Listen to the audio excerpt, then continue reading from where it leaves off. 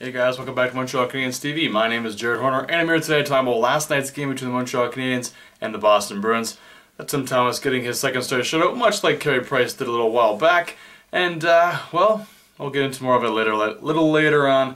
Let's go with the stat sheet, shall we? Shots on goal, Montreal at 33 to Boston's 18. Penalties, Montreal only took 1, while Boston somehow managed to only take 3. And time on ice there's for forwards, Brian Gianta 22-10, and for defensemen, Josh Georges 21-56. Now, Montreal beats the Rangers, who had a 7-game winning streak and only giving up 17 shots, shutting them out 4-0. Boston, who had won 8 in a row, only had 18 shots and managed to get shut out. Now, I'll give Thomas credit, stopping 33 shots from a team who's clearly more skilled than they are. Good for him for doing that. But the majority of those shots were clearly shoulder high, always going right for the logo. Nothing was really low. Nothing was really a lot of quality chances, you might say. So really, I'm not going to say it was a great victory from Boston, even though not just because that they won, but just because Montreal really didn't take, their game plan was clearly to go high apparently, and it didn't work out. What else are we going to talk about? Let's talk about Alexei, Emelin, shall we? Leading the team, well, tying the lead in hits in the game with Cole with 5. Clearly out-hitting Boston. I'm not sure Boston was really ready for it, especially in the first several minutes when Emelin dumped Krejci on his face. And then Lucic, he tried to hit him, but managed to get only the boards because he got out of the way. But yeah, this kind of play, if this doesn't get Emelin in the lineup much more often, I really don't understand why. Clearly because Montreal's never been known to be a physical team. With Cole, he brings a lot of physical presence as well, and you throw Emelin in there, who's just a train that's ready to derail anything on his path. But of course, he'll be put to the back burner once Spacek comes back and once Gil is back, and obviously when down the road when Campoli and Markov is back. So.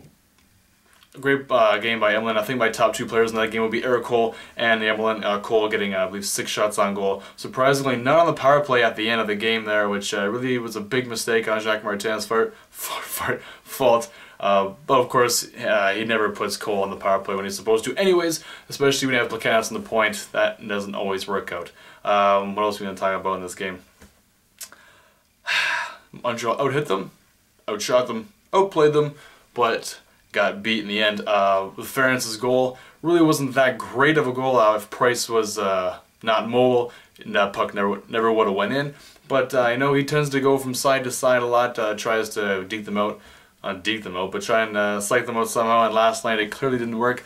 But it was okay because I got an assist with Chris Kelly on my fantasy pool. But if Boston was going to beat them, I'd rather they also get Marchand and Chara some points because I got them as well. And if they played Rask, that would have been great. Overall, it's not really a game that's going to set Montreal back too far. You look from last place in the division to first, they're only separated by 3 points, and obviously Boston's run is going to stop soon. They're not going to go on forever, so really, there's not really a time to panic. I know everyone's saying, like on All About the Habs on Facebook, if you don't like that page, you go check it out right now. Updates like every 2 seconds.